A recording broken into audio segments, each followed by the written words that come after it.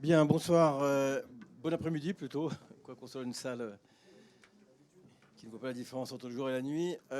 Bonjour à toutes et à tous. Donc, je suis Jacques Archambault, président de la commission particulière du débat public, et je suis entouré de mes collègues Philippe Bertrand, Myriam Merad, qui vont animer cette partie de l'après-midi, de François Gillard, ici présent, autre membre de la commission particulière du débat public.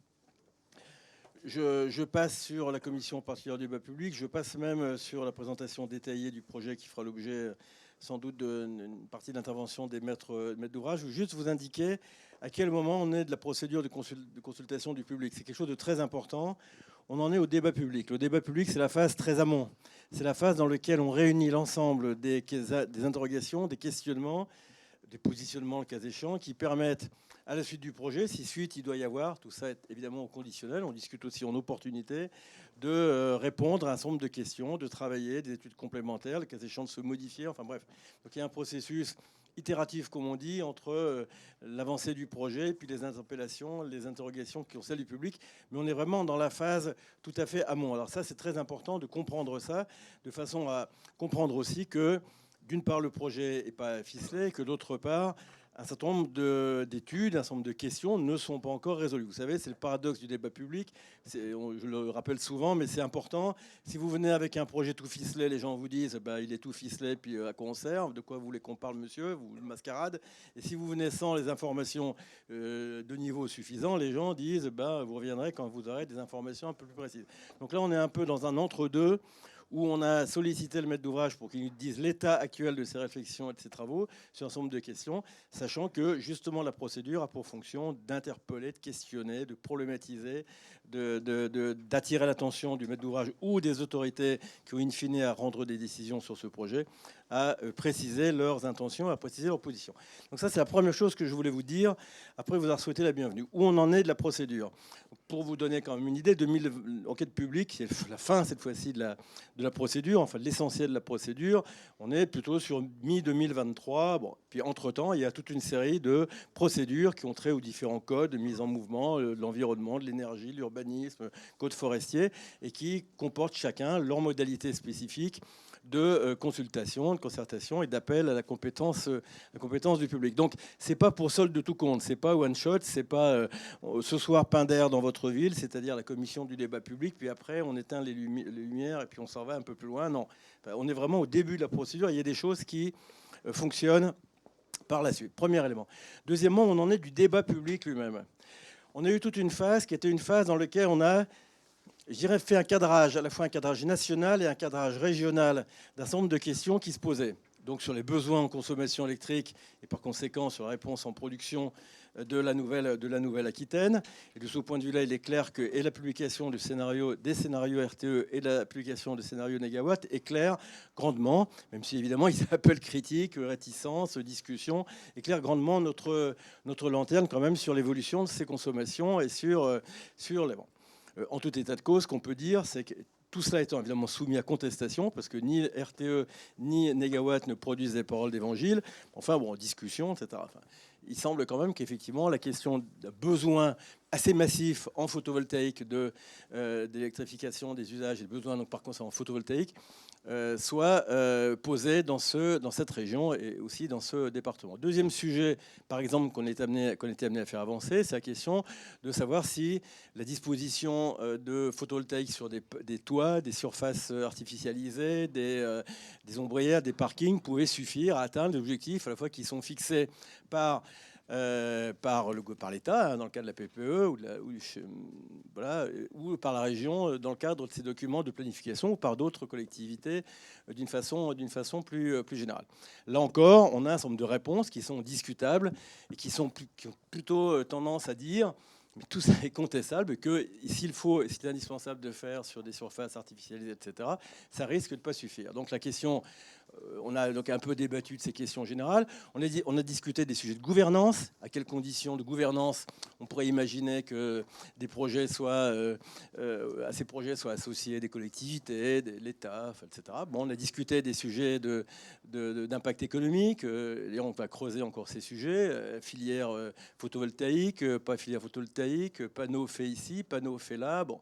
Donc on a abordé les questions un peu de contexte, un peu globales sur lesquels des réponses définitives ne sont pas là, mais on commence à être un peu plus précis qu'on ne l'était au début des interrogations, etc. Puis on entre dans une deuxième phase du débat où maintenant il va s'agir plus de parler en général, mais plus de question de savoir si, pour être provocateur, un bon parc photovoltaïque peut être meilleur qu'une mauvaise forêt. On va plus discuter de ça en général, on va discuter de la forêt de Socats en particulier, on va discuter du territoire en particulier, des retombées sur le territoire. Donc on va se livrer à ce que les gens de ma génération, n'est-ce pas, appelaient l'analyse concrète de la situation concrète. C'est-à-dire, voilà, regardons un peu ce qui se passe réellement sur le terrain. Bon, et on en est là. On en est là et on a commencé hier un petit peu à travailler sur ces problèmes avec l'affaire des risques.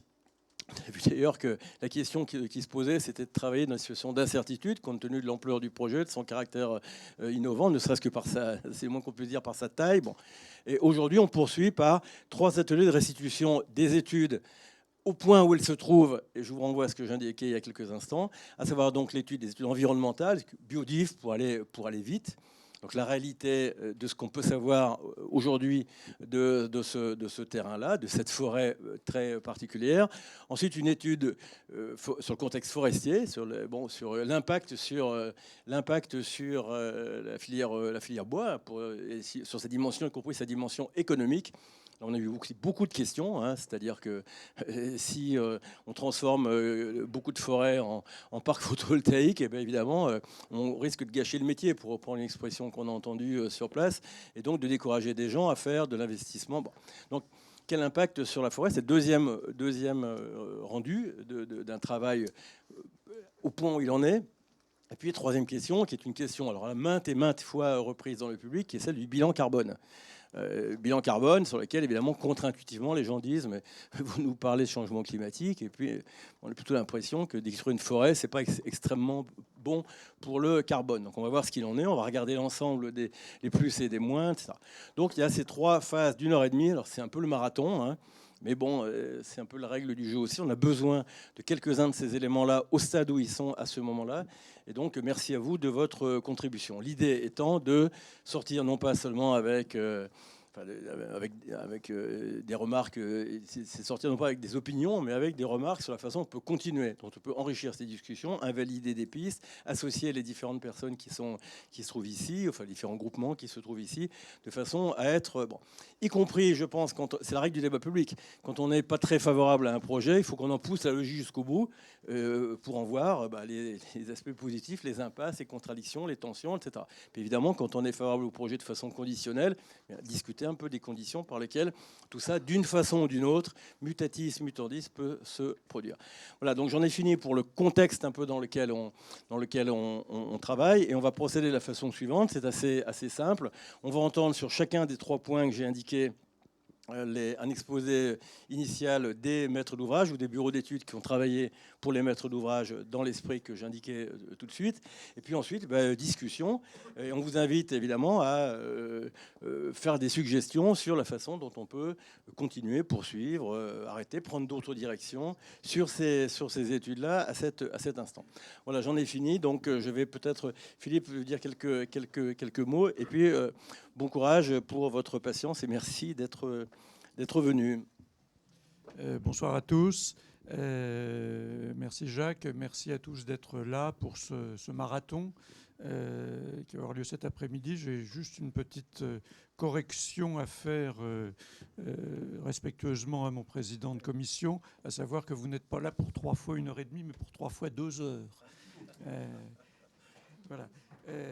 Cette précision étant apportée, je crois que j'ai rien à ajouter à l'introduction qui a été faite, si ce n'est pour vous dire que vous avez donc devant vous des représentants des maîtres d'ouvrage, donc les trois sociétés ou organismes qui constituent la maîtrise d'ouvrage, donc qui seront un peu les permanents de cette estrade cet après-midi. Et puis vous verrez défiler, enfin en tout cas pour ceux qui assisteront à plusieurs de nos débats de cet après-midi, donc à chaque fois 1 ou 2 experts qui ont fait ou participé aux études qui vous seront présentées.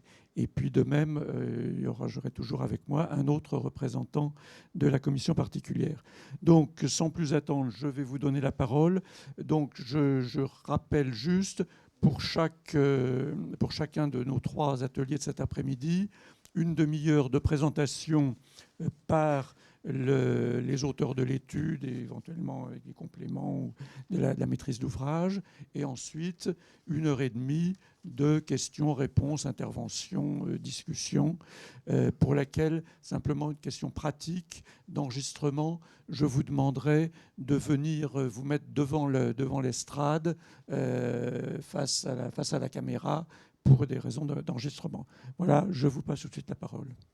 Merci.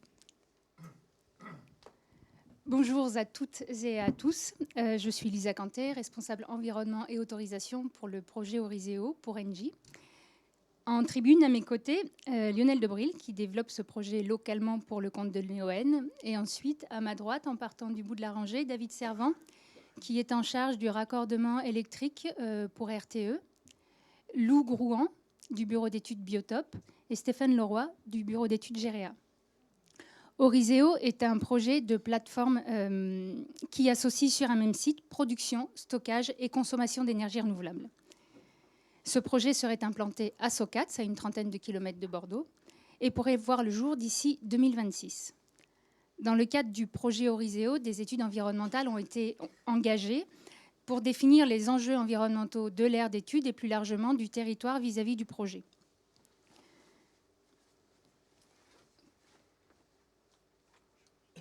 Excusez-moi. Ces études abordent toutes les composantes de l'environnement, que ce soit le milieu naturel, la ressource en eau, le sol, le paysage, etc. La prise en compte de l'ensemble des enjeux environnementaux dès les premiers stades de la conception d'un projet assure la meilleure mise en œuvre de ce que l'on appelle la séquence ERC. Éviter, réduire, compenser. Il s'agit dans un premier temps de travailler sur les mesures d'évitement. Par exemple, dans le cadre du projet, nous conserverons les lagunes présentes sur le site qui constituent un enjeu fort en termes de milieu naturel. Dans un second temps, nous définissons les mesures de réduction d'impact environnemental. Il peut s'agir de dispositions spécifiques en phase chantier, calendrier écologique par exemple. Il peut aussi s'agir de dispositions concernant la gestion des déchets ou des modalités d'entretien des sites pendant l'exploitation. Enfin, si à l'issue de ces 2 étapes, des impacts environnementaux devaient s'avérer significatifs, alors nous proposerions des mesures de compensation. Je viens d'aborder ici 2 notions importantes, les enjeux et les impacts, qu'il faut bien distinguer. Un enjeu écologique, puisqu'ici nous sommes dans l'atelier milieu naturel, donc un enjeu écologique est une valeur attribuée à une espèce, un groupe biologique ou un habitat d'espèces. Il s'agit d'une donnée objective, évaluée sans préjuger des effets d'un projet. Tandis que l'impact d'un projet, c'est une contextualisation des effets en fonction des caractéristiques du projet étudié, des enjeux écologiques identifiés dans l'état initial et leur sensibilité. Pour que la démarche globale de prise en compte de l'environnement porte ses fruits, il est indispensable d'aborder l'environnement de façon transversale. En effet, une mesure en faveur du paysage doit aussi être réfléchie pour ce qu'elle peut aborder à la biodiversité. Il est aussi indispensable d'aborder le projet dans son ensemble. C'est la raison pour laquelle nous avons décidé de proposer une évaluation environnementale unique sur la totalité du projet, raccordement compris.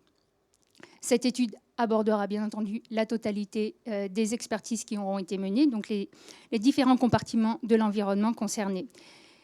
Tous ces éléments seront retranscrits donc dans cette évaluation environnementale qui constitue une des pièces du dossier, des dossiers de demande d'autorisation qui seront instruits par les services de l'État. Et c'est aussi une pièce importante du dossier d'enquête publique qui est soumis donc, à la consultation du public dans le cadre donc, de cette enquête.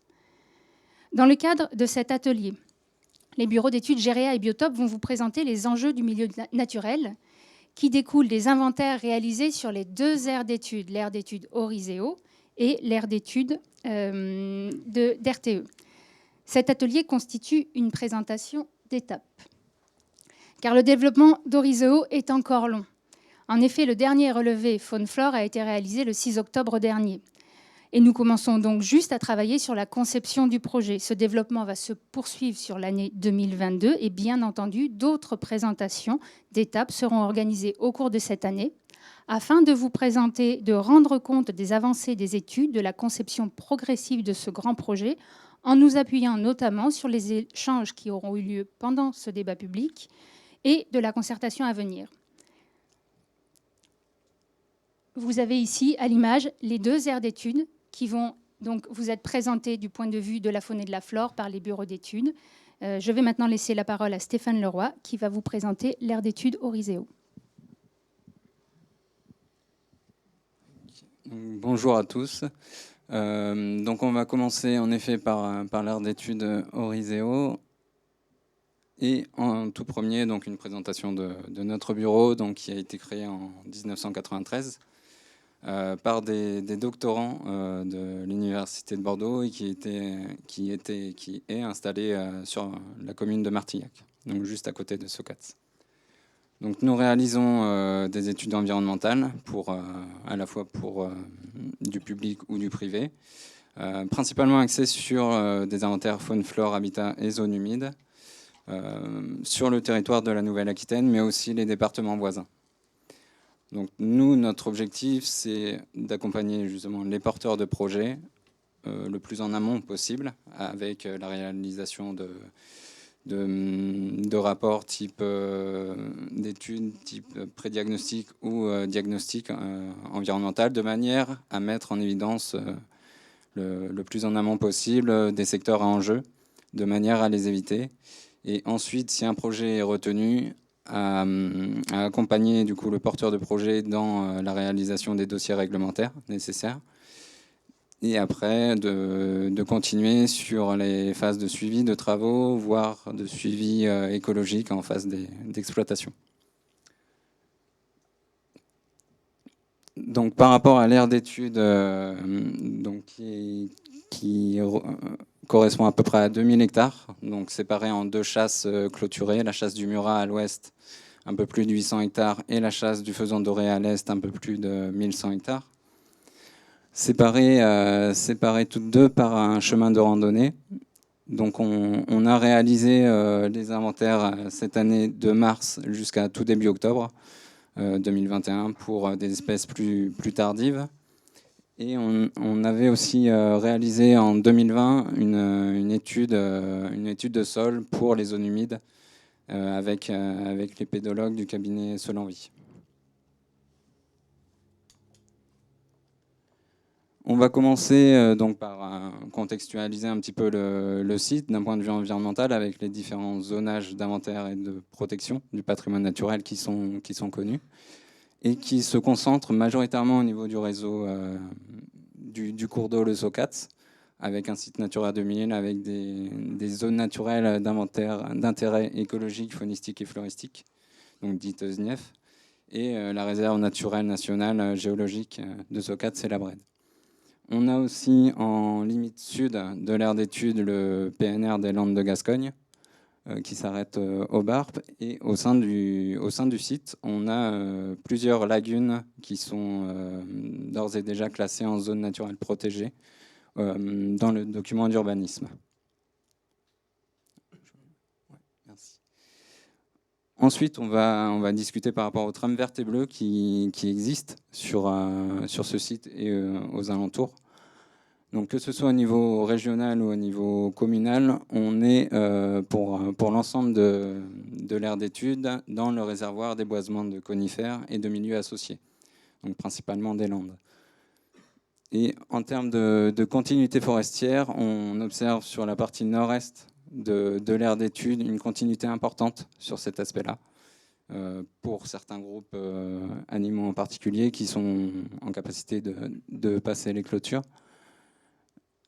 Sur tout le pourtour récent du site, on a des continuités forestières qui sont beaucoup plus étroites, en particulier extrémité sud et l'ouest, avec des éléments fragmentants, donc des routes tout autour du site. Ouais, je vais la prendre. Au niveau du réseau hydrographique maintenant, donc on a plusieurs cours d'eau aux alentours de l'aire d'étude qui sont recensés, reconnus par les services de l'État. En particulier donc le Socats et tous ces petits affluents. Le Socats qui débute à l'extrémité nord-est de l'aire d'étude. Et au sein de cette aire d'étude, on a aussi un réseau dense de fossés en fait, qui ceinture les différentes parcelles de pinèdes. Par rapport aux inventaires faune-flore réalisés proprement dit, donc en 2021, on a été sur 43 jours d'inventaire, répartis donc de mars à octobre, avec en ciblant des groupes et espèces bien particuliers, ceux qui sont classiquement étudiés. Et on a aussi donc les inventaires de 2020 par rapport à l'étude de sol, donc sur 33 jours. Et qui s'est réalisé en période favorable, donc fin d'hiver, début de printemps. Au niveau de l'occupation du sol de la zone d'étude, donc on a déjà étudié les végétations qui sont présentes pour définir cette occupation du sol, avec principalement donc des pinèdes d'âge variés qui sont présentes sur des landes herbacées par endroits humides, plus ou moins humides selon les secteurs. Les habitats les plus remarquables, donc on reste justement sur les lagunes, mais aussi leurs abords, et différents milieux humides, que ce soit des prairies, des landes ou certains boisements, qui sont assez localisés dans l'aire d'étude. Et aussi localisés dans l'aire d'étude, on a des jeunes chênaies en devenir, donc qui sont assez rares sur ce secteur. Ensuite, par rapport aux zones humides, les zones humides, d'un point de vue réglementaire, sont définies par deux critères, le critère sol et le critère végétation. Il suffit que l'un des deux critères réponde favorablement pour que la zone soit considérée comme humide. Donc, en l'occurrence, ici, on a superposé sur cette carte les deux critères. Donc, on a les zones humides réglementaires, en sachant que d'un point de vue botanique, au niveau réglementaire, toutes les zones humides botaniques sont spécifiées, mais à l'intérieur, on va avoir différents niveaux d'enjeux avec des espèces qui sont plus ou moins affiliées aux zones humides, qui peuvent déborder largement du cadre des zones humides. Au niveau de la flore du site, donc on a 263 espèces répertoriées sur l'ensemble de l'aire d'étude, et on a en tout 17 espèces que l'on peut considérer comme patrimoniales. Donc parce qu'elles sont protégées, parce qu'elles sont menacées, et ou parce qu'elles sont caractéristiques du territoire des Landes de Gascogne. Donc on a en particulier 7 espèces protégées, dont 2 quasi menacées. Elles sont globalement localisées au niveau du réseau de fossés, des lagunes et aussi au niveau des pistes sableuses ou à bord de pistes. Au niveau de la flore exotique envahissante, donc la flore exotique envahissante, on l'appelle aussi communément flore invasive. Il s'agit d'espèces d'origine exotique et qui ont commencé à se naturaliser sur notre territoire, à pouvoir se développer spontanément et à coloniser fortement des milieux naturels ou semi-naturels. Ou aussi, pour certaines, à avoir un impact sur la santé humaine. Et c'est notamment le cas de l'ambroisie à feuilles d'armoise, qui a été recensé ici au niveau d'une friche sur la chasse est.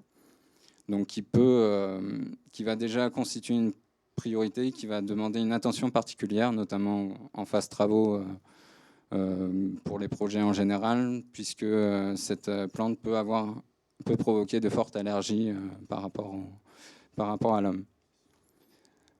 Et on a aussi un autre exemple, la ronde noire, donc, qui est, elle, une espèce considérée comme émergente et qui peut à la fois fortement coloniser des sous-bois ou des landes ouvertes. Pour la faune, on a étudié donc les principaux groupes animaux, ceux classiquement étudiés avec les méthodes d'inventaire classiques. On peut mettre en évidence, par exemple, des études acoustiques pour les chauves-souris et la recherche de gîtes et l'observation en sortie de gîtes. Des transects d'écoute pour l'avifaune ou alors d'autres transects aussi réalisés au sein des milieux favorables pour les papillons de jour, par exemple. Donc on va vous présenter deux des groupes à plus fort enjeu ensuite. Tout d'abord, les oiseaux nicheurs du site. Donc on a 47 espèces recensées, dont 14 qui peuvent être considérées comme patrimoniales parce qu'elles sont protégées et d'intérêt communautaire au niveau européen et ou menacées, quasi menacées, donc c'est-à-dire en déclin au niveau national. Donc on a ici par exemple sur cette cartographie en orange la fauvette pichou et ses territoires, donc, qui va constituer un des plus forts enjeux du site. C'est une espèce qui est fortement menacée et assez rare au niveau national, dont l'Aquitaine a une certaine responsabilité dans sa préservation. Et en bleu, par exemple, ici aussi, on a l'engoulevent d'Europe, donc qui est présent sur les deux chasses, avec ses territoires. On a en second groupe à enjeu donc les papillons de jour, avec une autre espèce assez emblématique du territoire des Landes de Gascogne, qui est le fadet des Lèches, donc qui est protégé en France d'intérêt communautaire et menacé à toutes les échelles, et qu'on ne retrouve aussi en France que principalement dans les Landes de Gascogne. Donc là aussi, la région a une forte responsabilité dans la préservation de cette espèce. Donc sur cette carte, vous avez les points de contact des individus avec leurs habitats présents. Ensuite, on arrive, après avoir étudié, détaillé les résultats, analysé les différents groupes animaux, les différentes composantes du milieu naturel, que ce soit faune, flore, habitat ou zone humide, on arrive à des enjeux estimés pour chaque composante et à une compilation de ces enjeux pour aboutir à une cartographie de synthèse qui est ici quasiment finalisée de notre côté. Donc avec des enjeux assez forts en orange, forts en rouge, et très forts en rouge foncé, qui vont être les enjeux les plus forts, les plus remarquables du site et qui vont correspondre principalement aux chauves-souris qui sont assez concentrées à un seul lieu du site. Et donc c'est cet aspect aussi très, très resserré qui fait que l'enjeu est supérieur. On a aussi tout ce qui est habitat avifaune patrimonial ou les habitats aussi du fadet des Lèches. Voilà. Les enjeux modérés, on va être plutôt sur les zones humides qui ont été définies, quand il n'y a pas un enjeu de conservation supérieur qui se superpose, ou les territoires de l'engoulevent d'Europe identifiés. Et enfin, les enjeux faibles en jaune vont correspondre globalement à des secteurs assez appauvris. Donc c'est en général des landes qui sont quasi exclusivement dominées par la fougère règle et où on n'a pas ou peu d'enjeux remarquables. Donc voilà de mon côté. Merci.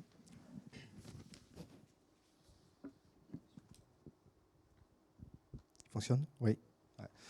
Oui, donc suite à la synthèse des enjeux qui ont été identifiés cette année, nous allons pouvoir passer à l'étape suivante qui va consister en l'élaboration d'un plan d'implantation du projet. Donc pour ce faire, ça va être un processus itératif qui va être réalisé après plusieurs étapes. Tout simplement parce que, comme l'a dit Lisa initialement, donc, on a une évaluation qui va se baser sur la totalité de l'environnement, donc qui va comprendre à la fois les enjeux de biodiversité et de zones humides qui vont être présentés aujourd'hui, mais également l'environnement, c'est également par exemple le paysage ou encore la prise en compte des différents risques. Donc là-dessus, différentes implantations vont être réalisées avec une caractérisation des enjeux qui va être différente. Tout ça afin d'arriver, à partir de ces différents scénarios, à un projet qui puisse remplir au mieux l'ensemble des contraintes qui sont liées à chaque fois à l'élaboration d'un projet. Donc, vous avez ici certains enjeux qui ont été pris en compte pour 2 scénarios qui vous seront présentés aujourd'hui. On a tout d'abord l'intégration paysagère. L'intégration paysagère pour tenir compte notamment de l'impact, par exemple, au niveau du bourg du Paillon avec la conservation des parcelles qui sont situées le plus au nord, et également une ceinture qui engloberait la totalité aujourd'hui de l'aire d'étude, que l'on voit ici dessinée en vert. Ensuite, on a la conservation de la zone qui est classée en agricole au sein du PLU, qui ne serait pas touchée par le parc photovoltaïque, mais par contre sur laquelle viendrait s'implanter la brique agri-énergie. On a également la prise en compte d'axes de circulation, la conservation de ces axes de circulation, notamment, d'une part, on ne souhaite pas toucher au chemin de grande randonnée qui traverse le site du nord au sud, qui restera hors clôture bien évidemment, mais également la prise en compte d'un axe qui traverse le site d'est en ouest, afin notamment de mieux appréhender les risques incendies. Alors, il y a une dernière chose qui a été prise en compte sur ces 2 scénarios, c'est également à chaque fois la conservation des lagunes qui sont présentes sur l'ensemble du site, ainsi que des cours d'eau qui caractérisent des enjeux. Alors, ici, on a un premier scénario, par exemple, qui se baserait tout simplement sur le premier enjeu en termes de biodiversité. Donc, comment fonctionnerait ce scénario ? Eh bien, ce serait de ne pas s'implanter du tout sur l'ensemble des zones qui sont caractérisées à enjeux assez forts à très forts. Et donc, le projet ne viendrait s'implanter uniquement que sur les parcelles à enjeux faibles à modérés, qui sont donc ici en jaune et en rose. Donc, on voit qu'on aurait ici un parc assez morcelé, puisqu'il se situerait à chaque fois entre les différentes zones orange à rouge. Et par contre, cette contrainte s'appliquerait également sur les briques technologiques. On voit par exemple le stackage batterie, qui a toujours été, lors des différentes présentations, présenté le plus à l'est du site pour être le plus proche du raccordement. Eh bien, elle suivrait la même logique, vu que vous voyez ici qu'elle a été légèrement reculée par rapport à la limite de l'aire d'étude pour s'implanter sur une zone modérée et non pas sur une zone assez forte. Également, sur cette thématique biodiversité, axée sur la biodiversité, on conserverait et créerions des corridors également écologiques afin de favoriser les échanges entre les différents îlots d'habitat. Par exemple, on voit sur la partie au sud-ouest une zone qui est majoritairement favorable, qui est de l'habitat Fadé des Lèches. Et donc, on pourrait créer un corridor afin de connecter cet habitat au reste de l'habitat qui est ensuite présent au sud du site. Concernant un deuxième scénario, celui-ci pourrait se baser en priorité le risque incendie. Donc, le risque incendie, comment l'appréhender ? Eh bien, la première chose, ce serait par exemple de limiter au maximum le linéaire d'interface entre la forêt et le projet. Donc, pour ce faire, ce serait un scénario plutôt compact qui pourrait s'appliquer par exemple sur l'ensemble d'une des 2 chasses, que ce soit le Murat à l'ouest ou le Faisan-Doré à l'est, ou encore divisé tout simplement en nord-sud. Voilà, donc ça, ce sont vraiment 2 scénarios. Il y en aurait d'autres également qui s'appliqueraient sur d'autres enjeux, et vraiment la finalité, c'est de trouver le meilleur compromis entre l'ensemble de ces scénarios pour qu'ils répondent au mieux à l'ensemble des enjeux. Excusez-moi. Voilà. Donc, une fois que l'ensemble des scénarios ont été réalisés, et on arriverait à un plan d'implantation final sur lequel on caractériserait l'ensemble des impacts du projet pour ensuite établir les mesures pour limiter ces impacts. Donc, tout d'abord, on aurait les mesures, bien évidemment, en premier lieu d'évitement, donc l'évitement que ce soit des milieux aquatiques, de la forêt de pitchou, par exemple. On aurait également des mesures de réduction d'impact, que ce soit en phase construction, par exemple la mise en place de barrières anti-amphibiens afin d'éviter à ceux-ci d'entrer dans la zone où il y a les machines qui sont en train de rouler pour éviter tout écrasement d'amphibiens. Également des mesures en phase exploitation, c'est notamment des passages au sein de la clôture afin de permettre à la petite faune de circuler et d'avoir une continuité écologique entre l'intérieur et l'extérieur du parc. Ça va être également des mesures d'accompagnement, donc avec par exemple la mise en place d'un plan de gestion adapté de la fauche de la végétation à l'intérieur du parc, ou par exemple une mesure de gestion avec un changement léger du plan sylvicole de la zone qui ne serait pas concernée par le projet afin de l'améliorer en biodiversité. Donc tout ça, ce sont des exemples qui pourraient être réalisés. Et enfin, effectivement, au bout du projet, s'il y a des impacts résiduels significatifs qui n'ont pas pu être évités, on a les mesures de compensation, donc soit, en l'occurrence ici on a le boisement compensateur, mais également des compensations sur la faune et la flore qui, elles, dépendraient des espèces qui seraient finalement impactées par le projet. Donc je laisse la parole maintenant.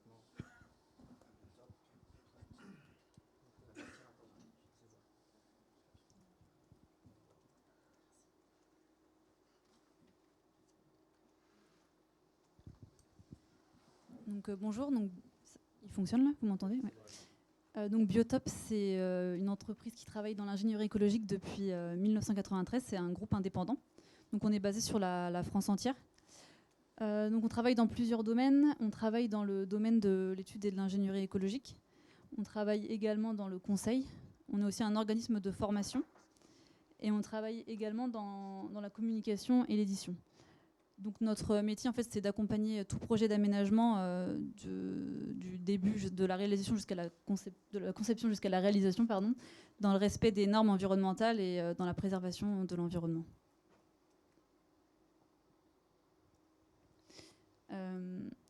Donc nous, on a travaillé sur une aire d'étude et donc sur une autre aire d'étude qu'Oriseo, sur l'aire d'étude du raccordement. Et donc on a réalisé des inventaires sur un cycle complet pour la faune et pour la flore, donc sur un cycle annuel. Donc c'est ce que vous voyez là sur la figure. Donc les pointages, c'est les différents passages des experts qui ont été sur le terrain. Donc pour la flore, on a réalisé des passages sur les espèces prévernales, les espèces vernales et les espèces à floraison tardive, donc pour avoir l'ensemble de la végétation. On a également fait des relevés pour les zones humides, donc des sondages pédologiques et des relevés botaniques lorsque les sondages ne permettaient pas de statuer sur l'absence ou la présence de zones humides. Et donc on a également fait des expertises sur les groupes de faune, donc à des périodes favorables pour chaque groupe.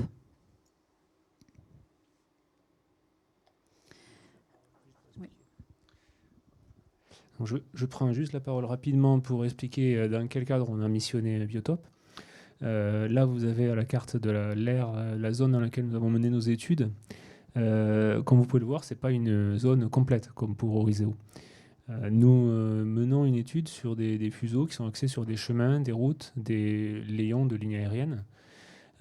Parce que d'expérience, on sait que ce sont dans ces zones-là que l'on trouvera un fuseau de moindre impact. Là, on est en phase amont, on aura une concertation spécifique qui sera menée dans un second temps.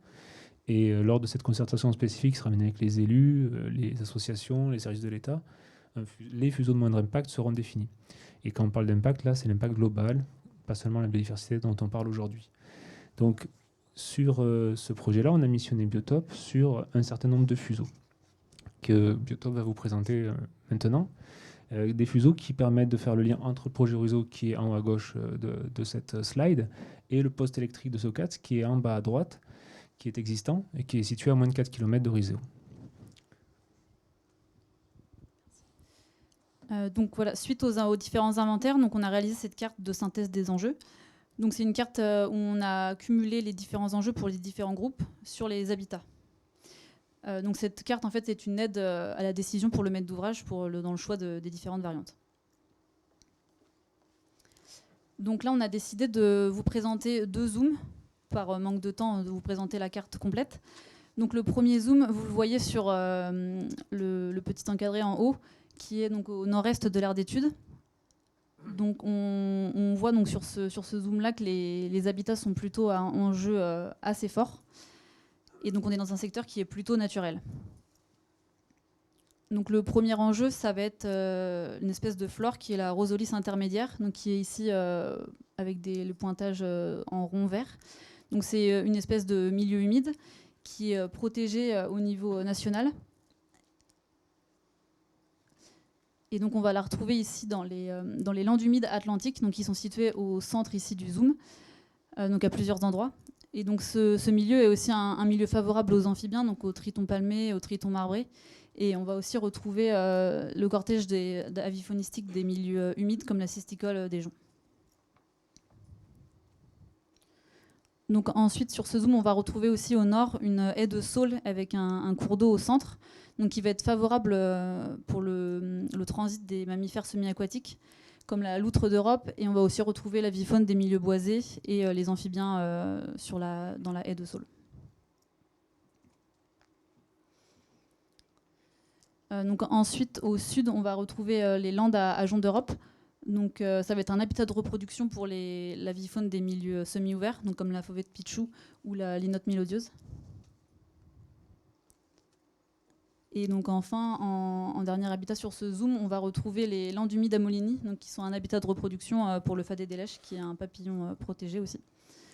Et donc l'avifaune des milieux humides, comme la cisticole des joncs. Donc pour conclure sur ce zoom, on voit ici donc on a des enjeux assez forts avec des milieux et des espèces protégées. Donc on voit que si on était amené à choisir, si le maître d'ouvrage était amené à choisir cette variante pour le projet, on aurait du mal à éviter l'ensemble des habitats d'espèces protégées. On pourrait par exemple éviter les plans de Rosolis intermédiaire, mais c'est vrai que tous les habitats ne pourraient pas être évités, donc on aurait des impacts qui persisteraient potentiellement. Ce qui ne serait peut-être pas le cas pour le deuxième zoom, qui est donc situé au sud de l'aire d'étude rapprochée. Donc où là, on est vraiment sur un secteur beaucoup plus anthropisé, donc avec des habitats moins naturels. Et on voit qu'on est sur des enjeux plutôt modérés. Donc on a une espèce à enjeu, donc le linéaire de Pélissier, qui est une espèce protégée au niveau régional et qu'on va retrouver ici sur les bords de chemin. Et ensuite, en habitat, on a principalement des cultures et une friche. Donc les cultures vont être favorables à l'avifaune des milieux ouverts, donc la pipite rousseline, et donc la friche sera favorable au cortège avifaune des milieux semi-ouverts, donc la fauvette pitchou et la linotte mélodieuse. Et on a également un fossé donc qui est très artificialisé, mais qui est favorable aux amphibiens comme la rainette méridionale et la grenouille verte, et qui est également favorable au transit des mammifères semi-aquatiques. Donc sur ce secteur-là, en fait, il est amené à être choisi en tant que variante, on va voir qu'on aura des impacts, mais qui pourront être qualifiés de plus faibles, puisque ces milieux-là sont assez représentés au niveau de l'aire d'étude rapprochée. Donc en fait, le fait de faire un fuseau à cet endroit-là, les espèces pourront se reporter sur les habitats qui sont dans l'aire d'étude rapprochée, notamment. Et ensuite, on peut aussi donc éviter les impacts comme le linéaire de Pélissier, et réduire ensuite les impacts avec des mesures de réduction, comme le fait de refaire un passage pour identifier les plans de linéaire de Pélissier, les mettre en exclos pour les éviter. On peut aussi mettre en place des mesures de gestion des poussières pour éviter un impact sur les habitats d'espèces protégées et sur la flore. Et on peut aussi, par exemple, imaginer que si on devait passer à travers le fossé, donc passer en dessous pour éviter la rupture de continuité écologique et l'impact sur les habitats des amphibiens. Voilà. Je vous remercie pour votre attention et on est disponible si vous avez des questions. Bien, merci. Vous avez tenu les...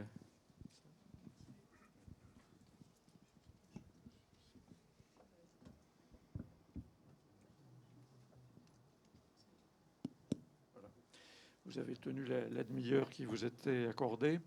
Donc, je donne la parole à la salle, donc en vous rappelant simplement de venir, enfin de lever la main pour avoir un micro et de vous venir devant l'estrade et simplement de dire votre nom pour qu'on puisse ensuite faire parce que ça facilite le compte-rendu. Monsieur Barbedienne, allez-y. Et au milieu. Je vous remercie.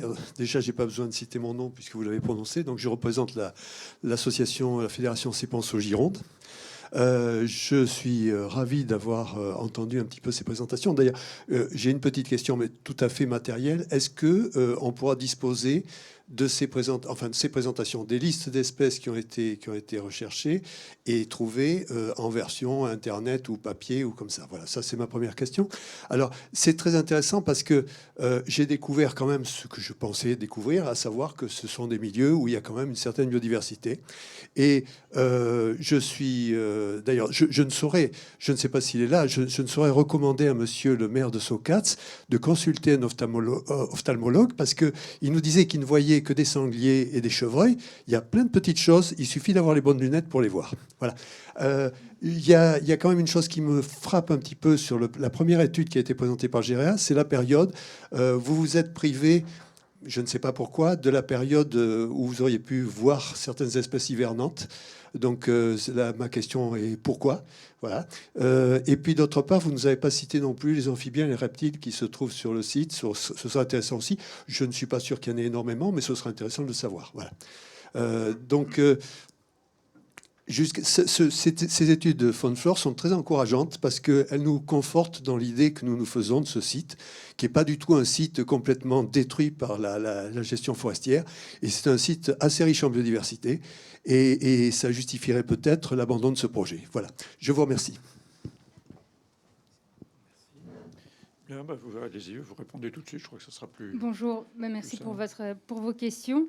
Alors, bien entendu, nous ne sommes pas sur un site dépourvu d'enjeux écologiques. Si ça avait été le cas, on n'aurait pas attendu si longtemps pour fournir des études. S'il a fallu cette étude sur une année, c'est forcément qu'il y a des enjeux. Quand on est sur des enjeux bien plus faibles, on ne fait pas des études aussi poussées. Si on attend aussi les enjeux faune-flore pour concevoir le projet, c'est bien parce qu'on sait qu'il y a un intérêt à le faire. Et c'est important. Il sera tout à fait possible de fournir les listes d'espèces qui ont été... J'ai oublié une question. Est-ce que je peux la poser? Voilà. Oui, il y a une question précise concernant les espèces d'insectes, pardon, les insectes semi-aquatiques qui peuvent être perturbés par la présence des panneaux solaires qui reflètent de la lumière polarisée qui fait confondre les panneaux avec des plans d'eau. Donc, est-ce que vous avez fait une étude spécifique sur ces insectes-là, à la fois les insectes qui vivent dans l'eau mais qui peuvent voler et les insectes qui utilisent l'eau pour se reproduire? Voilà. C'était ma question que j'avais oubliée. Merci. Merci. Donc, ce n'est pas un site sans enjeux, ce sont des enjeux connus, ce sont les enjeux habituels de la forêt des landes sylvicoles, puisque la forêt des landes sylvicoles présente des enjeux écologiques et c'est indéniable. Pour les espèces hivernantes, elles ont bien été prises en compte sur l'hiver 2019-2020. Et en effet, GRA n'a pas eu le temps de présenter tout ce qui était amphibien et autres espèces parce qu'on a fait un choix de zoom de la même façon que Biotope l'a fait sur un secteur. Nous, ça a été sur des espèces parce qu'on est limité dans le temps pour cette présentation. Je vais te laisser répondre sur la liste des amphibiens. Pour la liste des amphibiens et reptiles. Ah oui. Oui, on a aussi les cartographies et des points de contact et des habitats qui ont été établis, qui n'ont pas pu être présentés ici, oui, parce que concentrés. En termes d'amphibiens, les enjeux les plus remarquables, ça va être le crapaud calamite, qui a notamment bénéficié en fait d'une réouverture importante des milieux du site. Et c'est une espèce qui apprécie justement ces milieux perturbés, très pionniers. Donc on sait d'ores et déjà que c'est une espèce qui va avoir un assez fort niveau d'enjeu et qui va être évidemment prise en compte, à prendre en compte pour le projet. En termes de reptiles, on reste...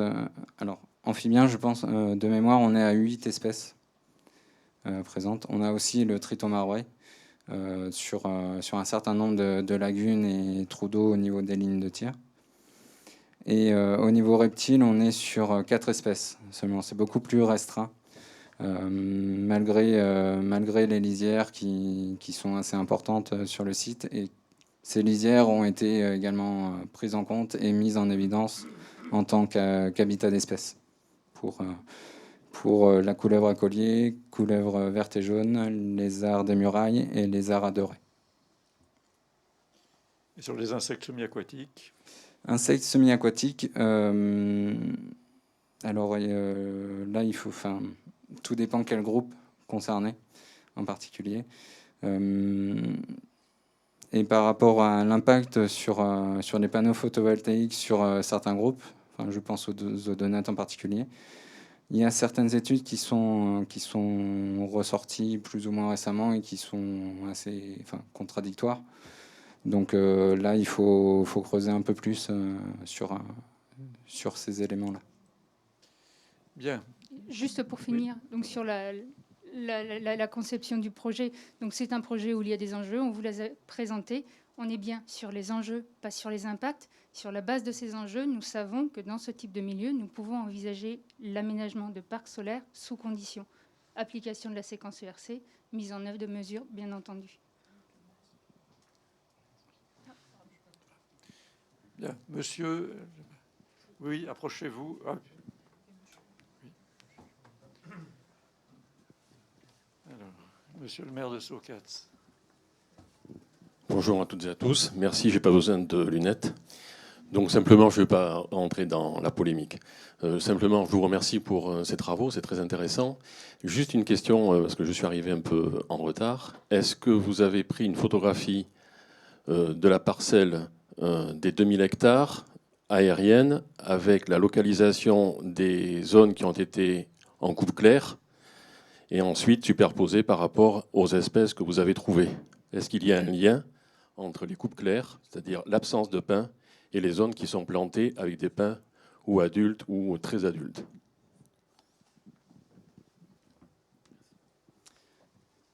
Alors oui, justement, on a utilisé...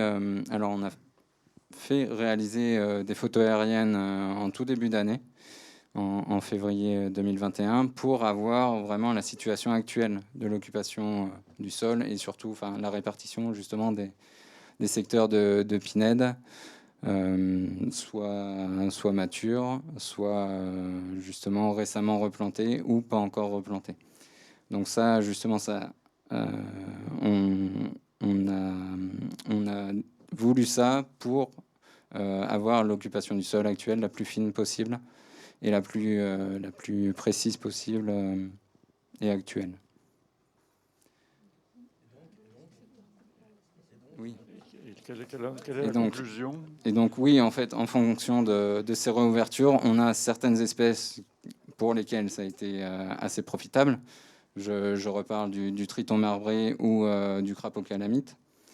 À l'inverse, on a certaines espèces comme du coup la fauvette pichou ou le fadet des lèches, où certains secteurs ne sont pas encore favorables du coup, parce que trop jeunes suite aux replantations, ou alors qui ont été récemment coupés.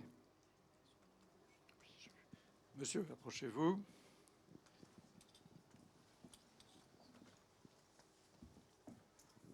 Bonjour.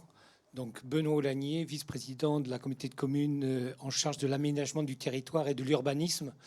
J'avais une question à vous poser à propos de votre inventaire, à savoir, est-ce que vous avez recollé les informations d'inventaire que vous avez fait avec les informations de l'atlas de biodiversité communale qui a été fait sur la communauté de communes de Montesquieu? Il faut savoir qu'il y a 4 ou 5 ans, nous avons été le seul lauréat en Aquitaine pour réaliser cet atlas de biodiversité communale, qui est en fait intercommunal, qui a sollicité la réserve naturelle géologique de Saucats, le CBNSA et l'Office de la faune sauvage en Nouvelle-Aquitaine. Et à ma connaissance, en passant beaucoup de temps et sur plusieurs années. Donc, est-ce que vous avez récolté ces informations-là? Et notamment, j'ai entendu que vous citiez la loutre d'Europe. J'ignorais que c'était un territoire potentiel d'habitat de la loutre d'Europe. Je sais qu'il y a du vison d'Europe sur le Gat-Mort. Et est-ce que ça veut dire que par perméabilité, le territoire du projet est éligible au vison d'Europe?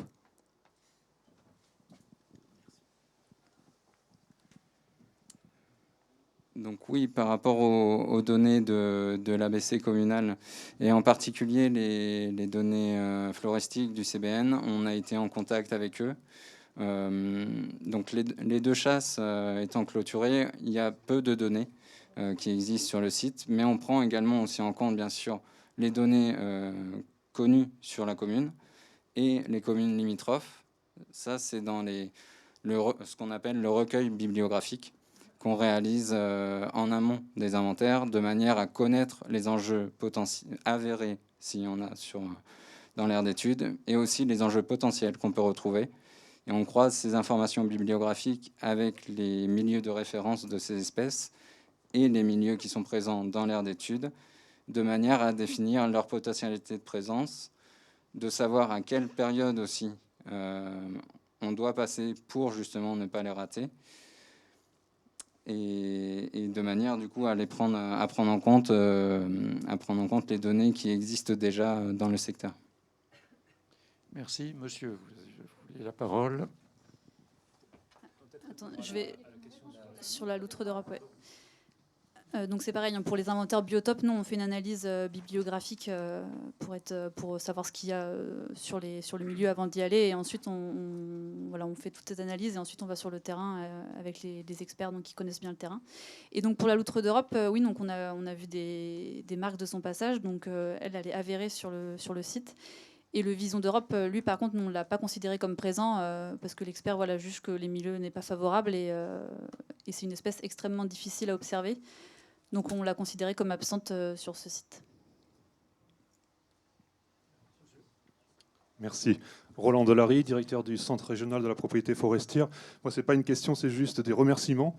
Parce que finalement, votre exposé nous démontre ce que nous, les forestiers, nous disons depuis longtemps, c'est l'extrême richesse de cette forêt des Landes. Donc vous avez cité 263 espèces végétales, 25 papillons, 45 oiseaux.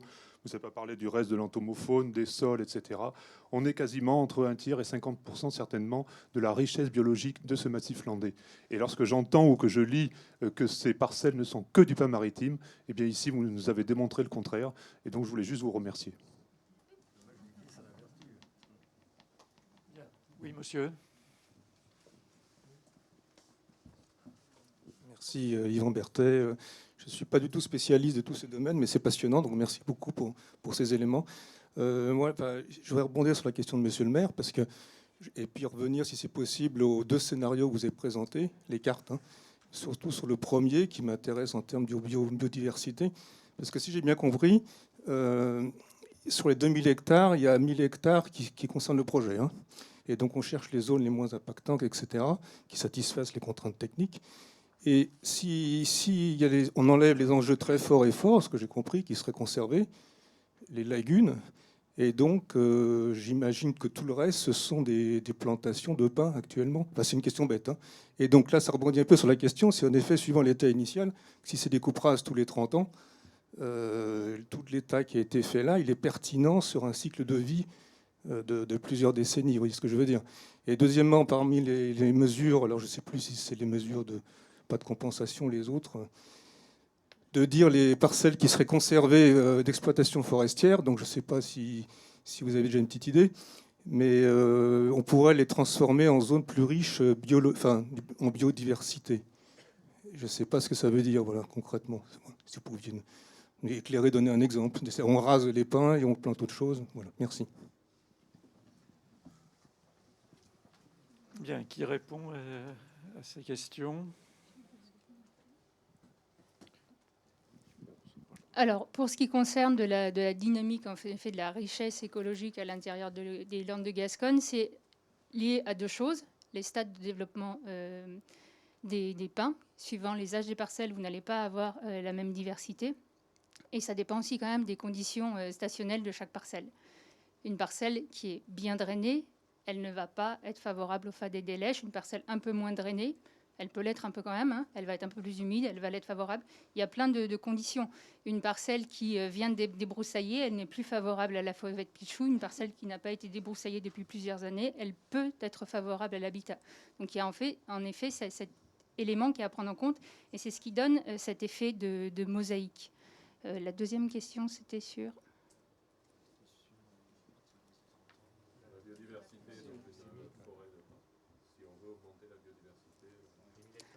Après, voilà, la forêt de pin, c'est quand même une forêt de plantation. L'objectif premier, c'est de produire du bois. Après, on peut, bien entendu, et même moi, je ne suis pas forestière, mais les sylviculteurs vous le diraient mieux que moi, suivant les modalités de gestion qu'ils vont proposer, ils vont pouvoir aller vers une biodiversité plus intéressante.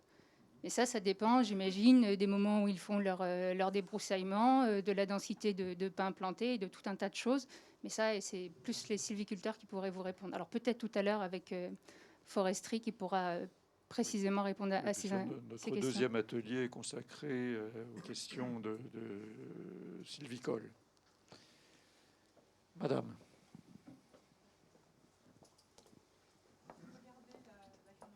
Oui, très bien. Bonjour, Christine Jean, je représente la LPO. Et donc, moi, j'avais deux questions.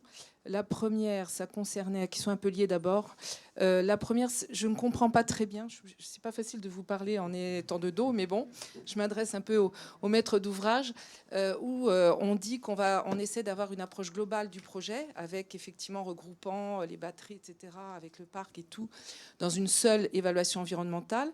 Et dans le même temps, là, j'ai pas très bien compris comment on avait scindé en deux une zone d'études purement Oriseo, une zone d'études purement RTE, alors qu'on aurait pu avoir logiquement un inventaire fait par la même équipe, enfin, même si je pense que les deux c'est cohérent, mais sur l'ensemble de la zone et comprendre d'une manière itérative comment on était arrivé à identifier dans ces zones-là, finalement, là où il était plus judicieux de faire des panneaux, même si j'ai bien compris que pour la question du raccordement, il faut être pas loin du poste.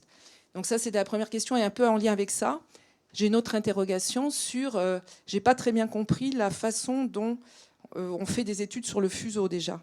C'est-à-dire que quelque part, on a une zone qui est identifiée, et c'est bien à l'échelle de l'ensemble de la zone qu'on devrait réfléchir, avoir la réflexion et sur la séquence éviter, réduire, compenser. Ça, c'était ma première question. Et la seconde était la suivante. Vous avez évoqué effectivement plusieurs scénarios, dont un qui est axé sur la prise en compte, j'ai envie de dire, maximale de la biodiversité concernant la zone Oriseo, et également RTE, j'imagine. Sauf qu'il y a d'autres scénarios, vous l'avez rappelé, d'autres enjeux à prendre en compte. Et donc après, au final, comme vous l'avez indiqué, vous allez faire une cartographie, vous allez identifier la manière dont vous allez positionner les différentes parties de l'aménagement en fonction de ces différents critères à prendre en compte. Donc ma question pose sur la pondération des critères et finalement, au bout du compte, quel sera le poids donné à la biodiversité. Je vous remercie. Merci. Alors, deux questions. D'abord, pourquoi avoir fait deux études, l'une pour la partie Oriseo et l'autre pour la partie raccordement? Alors, merci pour vos questions.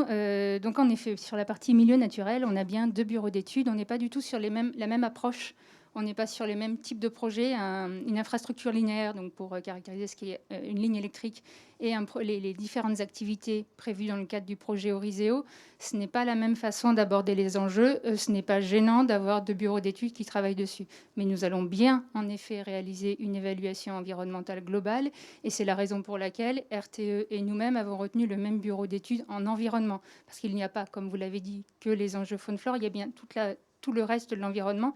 Et donc, pour tout ce qui est milieu physique, milieu humain, paysage, risque, on a bien Antea qui travaille à réaliser l'état initial des deux aires d'études et qui va travailler avec chacun des deux bureaux d'études faune-flore pour intégrer tous les éléments et assurer cette approche environnementale globale.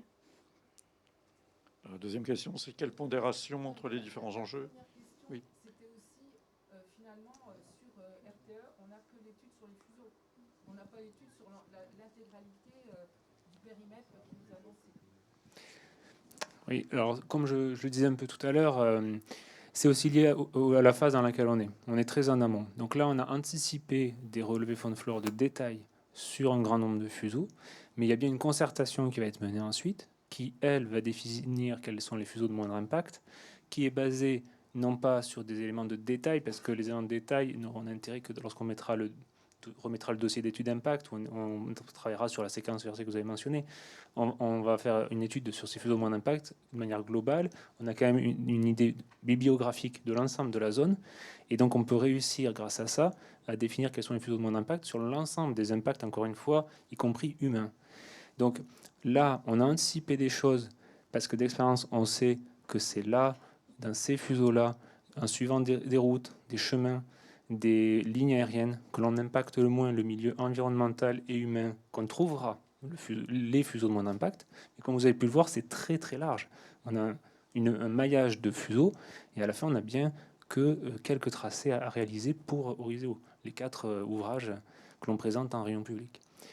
Mais de toute façon, même si pendant la concertation, il est identifié que le moindre impact n'est pas dans ce qui est dessiné là, on fera les études qu'il faut, on complétera nos études et on aura l'inventaire du même niveau de détail sur la zone qui pourrait être validée. Excusez-moi, je me permets d'assister, mais ça veut dire qu'on a une zone globale. La question, c'est peut-être que par rapport aux zones à enjeu à éviter dans la zone Oriseo, peut-être qu'on aurait pu trouver des secteurs dans la zone RTE. Enfin, j'ai envie de dire que le découpage tel qu'il est présenté là, il paraît artificiel. Non. Pardon? C'est pas le même terrain, c'est pas le même propriétaire. Et ben voilà. Et ben voilà. Voilà. Et donc, RTE n'a analysé que des chemins.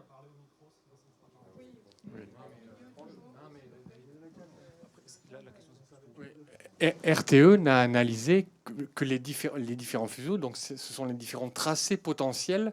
Donc c'était en air, ça paraissait important, mais ce sont bien des fuseaux, des tracés potentiels de raccordement des passages de câbles. Donc ce sont 2 aires bien distinctes. Souterrain, pardon, oui, effectivement. Ouais, ce qui veut dire, si j'ai bien compris, que les aires que dans la partie donc raccordement, donc la partie sud-est, ce qu'on ne voit pas, parce qu'on sombre sur cette partie-là, ce qui est en dehors, de toute façon, vous excluez a priori d'autres tracés que ceux que vous avez étudiés, parce que vous savez d'expérience que c'est le long des chemins qu'il y aura les fuseaux de moindre impact. Oui, on sait que normalement ce sera... Mais encore une fois, la concertation, elle sera totalement ouverte sur cette zone d'étude. Et si il s'avère qu'il est préférable de passer en plein milieu des champs, en plein milieu... Parce que là on a étudié, par exemple, quand Lou Groyan présentait son 2e zoom, on est centré sur un chemin. Donc on a à la fois l'impact, l'intérêt, l'enjeu écologique du chemin, du fossé, du champ. On a l'ensemble des enjeux. Donc, mais malgré tout, si la concertation dit qu'on préfère passer au milieu des champs, au milieu d'une parcelle sylvicole, on l'étudiera. La question, si je la comprends bien, c'est pourquoi est-ce qu'Oriseo n'irait pas dans les zones que l'on a identifiées, nous, comme de faible impact, pour mettre des panneaux. Et donc là, c'est pas tout à fait la même chose, c'est bien ça la question. Et je donne la parole. Oui, tout ça, c'est une histoire de maîtrise foncière. la notion de projet, c'est à partir du moment où plusieurs opérations font partie d'un même projet, on a une logique d'approche Alors, sur l'analyse de l'impact de c'est aller aménager le projet sur les autres 5 minutes, parcelles ou... En fait, venez toujours ici pour parler. pour compliser en plus la discussion, mais bon, je me permets d'aller un peu jusqu'au fond du sujet. C'est-à-dire qu'à partir du moment, et je me tourne par là en vous parlant, ce qui est quand même particulier, mais normalement, puisque vous avez insisté au début, et vous, à juste titre, sur la notion de projet, où vous avez un certain nombre de briques qui font partie d'un même projet. Et sauf erreur de ma part, au sens du Code de l'environnement, à partir du moment où vous avez un seul projet, vous en fichez du maître d'ouvrage, vous en fichez d'un certain nombre de choses, vous avez une approche globale sur ce projet. Et vous ne pouvez pas dire, bah non, là, c'est pas ça parce que je ne suis pas propriétaire. C'est-à-dire que là, il y a vraiment une réflexion à avoir en termes d'analyse d'impact à ce niveau-là. Alors, l'analyse de l'impact, moi, si j'ai bien compris, RTE, ils prendront bien en compte la totalité de leur aire d'étude à un moment donné. Donc, l'analyse de l'impact, elle y sera. En revanche, nous n'allons pas, nous, projet Oriseo, prévoir l'aménagement sur la partie d'aire d'étude qui concerne RTE. C'est juste une analyse de l'impact du projet de raccordement sur les autres secteurs au-delà des fuseaux identifiés. Voilà. Alors, madame, approchez-vous. Bonjour à toutes et tous. Donc, Christine Seguino, je suis conseillère régionale. Donc, je voulais vous remercier pour les résultats de cette étude. Alors, c'est vrai que vous aviez un temps très limité et j'aurais des questions sur les impacts au niveau des scénarios, puisque vous avez indiqué 2 scénarios sur des zones qui étaient plus ou moins impactées, et savoir du coup combien d'hectares et combien d'espèces sont préservés ainsi. Et aussi sur la question de l'eau, vous avez dit qu'à peu près 62,5% du projet, c'était des zones humides. Et je voulais savoir quand, dans cette étude des enjeux, on avait quelque chose sur la conséquence de la coupe des forêts sur l'eau sur ces parcelles, puisqu'on a beaucoup de ruisseaux, on a beaucoup de lagunes. Merci. Alors, réponse à cette question. Alors, pour répondre sur la partie scénario, donc là, on vous a présenté vraiment des scénarios, des premières esquisses. Comme on vous l'a dit, on vient d'avoir le dernier résultat, le dernier inventaire, c'était le 6 octobre. Le temps de faire les cartographies d'enjeux. Nous, on a récupéré ça tout début novembre, donc on commence à travailler. On n'en est pas du tout à un stade où on regarde le linéaire ou la superficie impactée sur tel ou tel enjeu. C'est vraiment trop précis. Il va nous falloir beaucoup de temps pour élaborer un premier plan de masse qui soit déjà bien solide sur vraiment cette approche transversale de l'environnement. Et après, c'était sur la partie zone humide. Donc la partie zone humide, les zones humides, on regarde en termes d'impact, quel est l'impact sur leur fonctionnalité. Donc ça, Stéphane saura mieux l'expliquer que moi. Il y a plusieurs fonctionnalités aux zones humides qui leur sont affectées, la biodiversité et autres. Et c'est en fonction de l'impact du projet sur ces fonctionnalités qu'on établit l'impact. Donc là, au niveau des zones humides qui ont été recensées, donc on a une grande fonction. La fonction principale, c'est celle de support du patrimoine naturel. C'est celle qui correspond à la fonction principale des zones humides de plaine dans ce secteur. On a aussi, bien sûr, d'autres fonctions qui sont présentes pour ces zones humides. Et les deux autres principales, qui sont d'intérêt moyen, ça va être la recharge des nappes et aussi la régulation des niveaux d'eau par rapport aux cours d'eau voisins. Donc c'est une zone qui est en tête de bassin versant et qui permet du coup, qui est une zone tampon, qui permet de recueillir une partie des eaux et de les restituer petit à petit au réseau hydrographique existant. Bien. Avant de passer la parole pour une autre question, je m'aperçois qu'il y a Madame Jean avait posé 2 questions et la deuxième est restée sans réponse, à savoir la pondération des différents enjeux. De la même façon, aujourd'hui, tout n'est pas encore clairement fait. Nous en sommes aux premières esquisses. On vous a proposé quelque chose de tout biodiversité, de tout 506. C'était vraiment pour vous montrer à quel point on pouvait faire le grand écart entre 2 types de plans, suivant la pondération qu'on affecte. Cette pondération, elle dépend aussi donc forcément des enjeux et donc de la réglementation. Et c'est vraiment un travail à mener au long cours. Il y a de nombreux compartiments, entre guillemets, de l'environnement, que ce soit l'eau, la biodiversité, les zones humides, le milieu humain aussi, le paysage. Et on ne peut pas, juste en ayant eu des enjeux faune-flore début novembre, vous présenter des éléments aussi précis aujourd'hui. La hiérarchisation des enjeux, je pourrais vous dire que la biodiversité, elle fait partie du haut. Un enjeu sismique dans notre région, c'est pas vraiment un sujet. Mais après, il y a plein d'enjeux qui sont très importants et entre lesquels, en effet, il va falloir hiérarchiser. Ce ne sera pas forcément une hiérarchie où on va dire c'est cet enjeu qui prime surtout. C'est cet enjeu en fonction, à tel endroit, on va cibler cet enjeu, à tel endroit, on va peut-être cibler un autre, en fonction de ce qu'on aura en niveau d'enjeu pour les différents compartiments de l'environnement. Bien, merci. Oui, madame.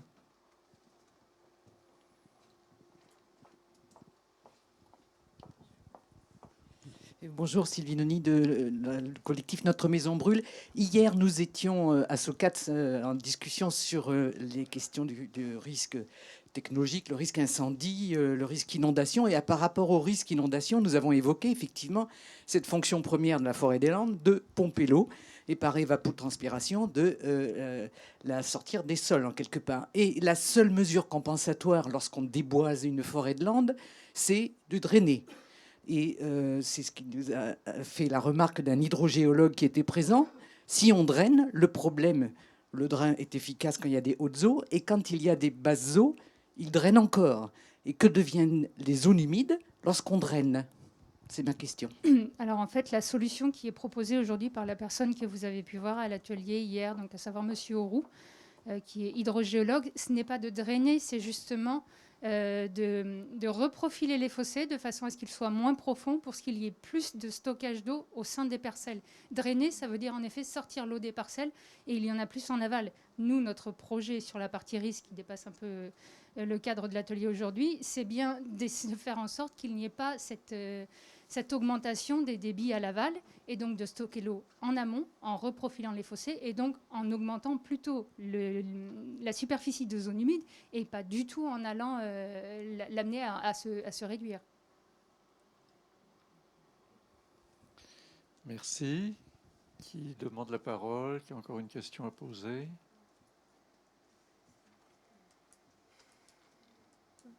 Oui, monsieur. Approchez-vous pour vous entendre le micro pour vous enregistrer. Voilà. Merci pour ce petit effort. Jacques Quignot. La fois précédente, effectivement, qu'on parlait de forêt, effectivement, on avait parlé de compensation forestière avec un ratio de 1 pour 2, donc 2000 hectares de superficie de compensation forestière. Pour les compensations écologiques, donc à détacher de cet aspect, est-ce qu'on a une petite idée de ce que ça pourrait être? Alors, effectivement, on est bien en amont des scénarios, mais est-ce qu'on a une petite idée un petit peu de ce que pourraient être les compensations écologiques, une enveloppe, hein. Est-ce que c'est 300 hectares? Est-ce que c'est 2000? Est-ce que je ne sais pas. C'est vrai qu'on est en amont, hein, de vos réflexions. C'est vraiment trop anticipé. La compensation écologique, ça dépendra des parcelles qui seront aménagées. Ça dépend de l'enjeu de la parcelle, parce que suivant si la parcelle elle a un enjeu modéré ou fort vis-à-vis d'une espèce, on n'est pas du tout sur les mêmes obligations de compensation. Notre souhait, c'est vraiment d'appliquer en premier lieu la séquence éviter, enfin la partie éviter de la séquence éviter, réduire, compenser. Après, on a ce qu'on vous explique, donc la problématique de prendre les enjeux dans leur globalité, ce qui fait qu'à la marge, en effet, on peut avoir à aller sur des secteurs à enjeux qu'on aurait souhaité éviter, mais aujourd'hui, on n'est pas en capacité de vous dire quels vont être les secteurs impactés. Et puis, il y a l'impact direct et il y a l'impact indirect, et tout devra bien être pris en compte dans le cadre de ce projet. Oui, monsieur Barbadian. Une petite question technique supplémentaire. Est-ce que, bon, j'ai bien entendu que pour l'implantation des panneaux, vous allez tenir compte des enjeux. Est-ce qu'il en sera de même pour l'implantation des pistes qui permettent de distribuer le matériel sur le site? J'ai vu à Cestas qu'il y avait énormément, je crois qu'il y a 24 km de linéaire de pistes au sein de la centrale. Et ces pistes sont fortement compactées pour supporter des camions très lourds. Et donc ça a un impact sur les milieux, un impact considérable. Est-ce que les pistes seront soumises aux mêmes règles d'évitement que le reste du projet? Voilà. Merci. Alors, en effet, il y aura des mesures à la fois phase conception, pour éviter les secteurs qui ont le plus d'enjeux, des mesures phase travaux, pour éviter en effet que nos travaux aient le plus d'impact, donc des histoires de calendrier, des histoires de zones de circulation. S'agissant des pistes d'accès aux différents parcs, aujourd'hui, notre choix, c'est de garder le maillage de pistes existants sur le projet. Après, nous pouvons avoir des pistes supplémentaires à aménager pour l'accès à nos postes électriques. Et c'est ce qu'on appelle les pistes lourdes. Et en effet, celles-ci seront prises en compte et seront aménagées de préférence en évitant les enjeux. Après, on a aussi, comme je vous le dis, voilà, comme pour tout, on a aussi les autres enjeux à prendre en compte. Mais en effet, les pistes, ça fait partie des éléments qui peuvent avoir un impact et qui seront pris en compte. Et en fait, toute la phase, que ce soit la conception, le chantier ou l'exploitation, il y a une prise en compte globale de l'environnement de façon à proposer un projet qui a un intérêt. Et on aura, in fine, des mesures aussi pendant l'exploitation du parc, de façon à proposer de la biodiversité dans le cadre de cet aménagement-là. Monsieur Debray, vous voulez ajouter quelque chose? Sachant que les pistes, l'enjeu principal également qui devra être, en plus des enjeux biodiversité, c'est l'enjeu zone humide. Parce qu'effectivement, lorsqu'il y a des pistes qui sont faites, pistes lourdes, automatiquement, c'est de la surface de zone humide qui est impactée et qui est donc compensée. Donc, bien sûr, dans l'élaboration de l'implantation, ce sera pris en compte. Autre question? Alors, je dois faire amende honorable et me dire que décidément mon président a forcément raison, puisque c'est le président, et donc on va s'en tenir à 1h30. Sauf si le président peut poser lui-même une question. Mais... Alors là, ça va être 2h30.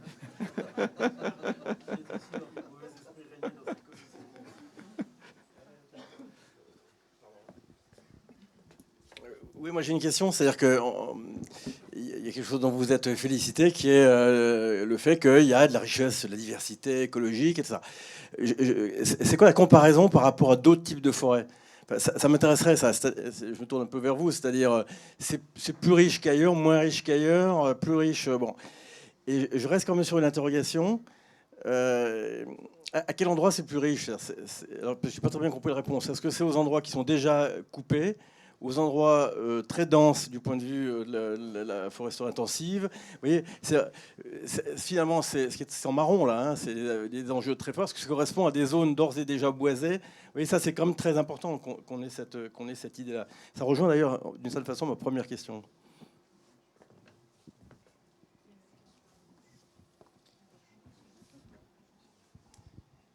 Alors, par rapport aux enjeux et l'état des parcelles,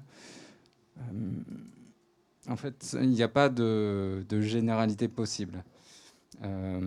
Ce qu'on a vu, en revanche, en particulier par rapport à l'avifaune nicheuse, c'est qu'au niveau des milieux qui sont dits semi-ouverts, donc des pins qui sont assez jeunes, qui ont 3-4 ans, avec une végétation compagne qui est assez diversifiée, assez développée, on est sur des milieux qui sont très intéressants et très riches. On a aussi au niveau des pinadagers qui sont assez diversifiés, des boisements mixtes. Sur les pins qui sont à un âge un peu intermédiaire, donc on va dire entre 7-8 ans jusqu'à 18-20 ans, là où les pins sont les plus denses, on a un peu moins de diversité au niveau de l'avifaune. Et c'est le cas aussi au tout début du cycle, avec justement suite au travail du sol et aux replantations derrière. Moi, je vais poser une question aussi, dans le prolongement de celle de Jacques Archimbaud. Est-ce que vous avez une expérience de mesure de biodiversité dans un parc de panneaux solaires, dans un parc photovoltaïque, pour comparer en nombre d'espèces, animales, végétales, pour qu'on ait un peu un ordre d'idée? Oui, on a des premiers retours d'expérience là-dessus. Après, tout dépend le thème étudié, enfin la composante du milieu naturel étudié. Donc on a une très bonne reprise de la végétation après travaux, une fois le parc installé, ce qui limite aussi les ruissellements au niveau du sol et donc facilite l'infiltration des eaux. C'est souvent la Molinier justement qui se redéveloppe et la plante haute du Fadet des Lèches qui se redéveloppe après travaux dans les secteurs qui sont assez lumineux au niveau des interrangées tout particulièrement. C'est ces zones-là qui sont intéressantes justement et qui peuvent servir d'habitat, refuge ou de corridor de déplacement entre deux populations. Merci. Monsieur Delary, vous vouliez intervenir? Merci. Excusez-moi, Monsieur le Président, mais je suis un petit peu étonné que vous puissiez poser cette question sur la richesse des milieux, peut-être avec un petit peu d'arrière-pensée d'ailleurs, parce que pour moi, je vous pose une question. Est-ce que le Sahara est moins riche, a moins d'intérêt que l'Amazonie? Mon job n'est pas d'inventer des questions. Mon job, c'est de poser des questions qui ont été recensées à l'occasion du débat public.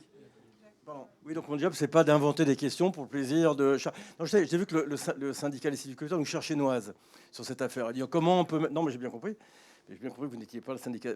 En gros, sur le thème, comment peut-on mettre sur le même plan un parc photovoltaïque très industriel, puis une forêt, etc. On le fait parce qu'on a entendu qu'il y avait des gens qui le faisaient. Et, Monsieur Roy, vous avez participé à un débat dans lequel votre interlocuteur défendait cette thèse. Que, par ailleurs, il y a eu des rapports qui ont été publiés par Ecobio, notamment dans la région, qui disaient que la qualité écologique des forêts intensives, etc., mais là, on a un démenti par rapport à cette thèse, était extrêmement négative. Donc, notre problème n'est pas d'inventer des positions qui n'existent pas, mais de faire travailler l'ensemble des positions, de vérifier, d'être un peu systématique, puis à partir de là, de faire en sorte que chacun se fasse une opinion sur la chose. Voilà, je vous permettez de répondre tout à fait tranquillement, mais bon, voilà.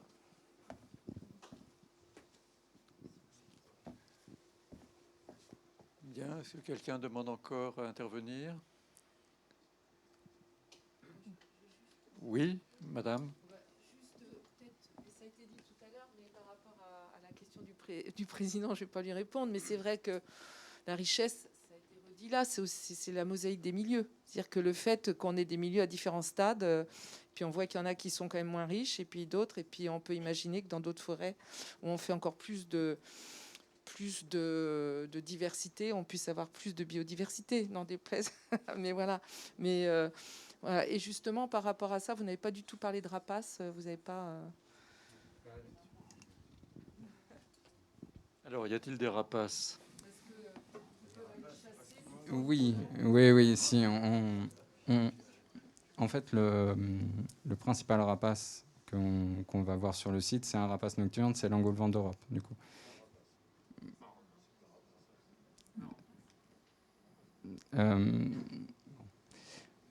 Après, enfin, ouais, entre deux. Qui nécessite en tout cas des prospections nocturnes particulières, du coup. Donc on a ça, on a des rapaces diurnes, notamment le circuit de Jean Leblanc, les milans noirs aussi qui arrivent, qui peuvent arriver par dizaines et justement qui recherchent les charniers sur les chasses.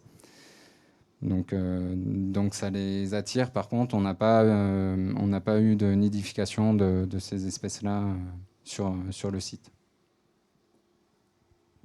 Oui, monsieur. Merci. Oui, je reviens quand même sur la remarque comme quoi c'est peut-être pas clair pour tout le monde, en tout cas pour moi.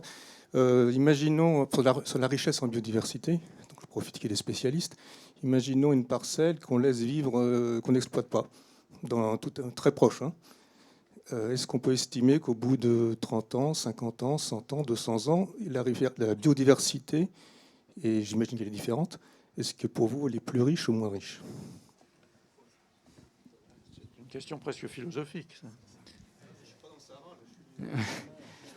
Ça va tout dépendre. Tout dépend de la végétation qui va être présente, et notamment sous les pins.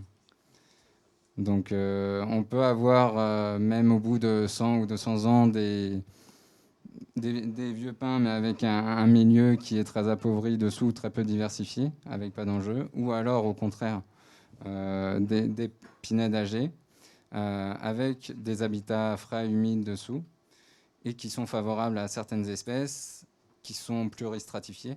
C'est un élément aussi intéressant justement au sein des pinèdes, et qui peuvent du coup amener un surplus de biodiversité. Donc on n'a pas de généralité, et ça va dépendre notamment des végétations qui sont présentes en sous-bois. Merci. Encore une question? Ou plusieurs? Non, vraiment? Écoutez, il me reste à vous remercier, à remercier les experts qui ont présenté leurs études. Et pour ceux qui poursuivent cet après-midi, à vous donner rendez-vous après une pause qui va faire une petite heure.